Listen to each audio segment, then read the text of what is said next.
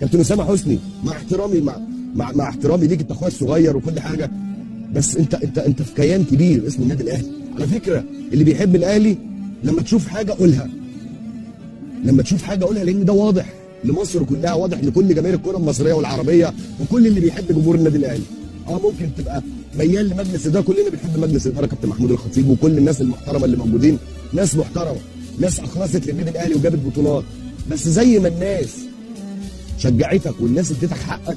والناس هي اللي خلت الاسماء بتاعتكم والاسماء احنا اللي موجوده دلوقتي، هو الجمهور ليه حق ان يشوف فرقته في افضل حاجه. فمش عيب يا كابتن اسامه لما تطلع في القناه او تتكلم وانت في البرنامج بتاعك ان النادي الاهلي محتاج صفقات. على فكره دي بالعكس، دي هتكبرك، هتحس دايما اللعيب او اللعيب القدامى او مثلا اعلامي، ما كابتن شوبير بيطلع يتكلم. ايه المشكله؟ لما بيبقى في حاجه غلط بيطلع يقول،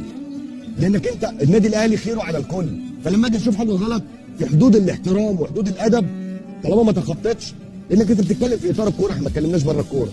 فعلا النادي الاهلي محتاج صفقات، هو مش عيب ان حد مش ذنب الجمهور ان عايز يشوف فرقته حلوه،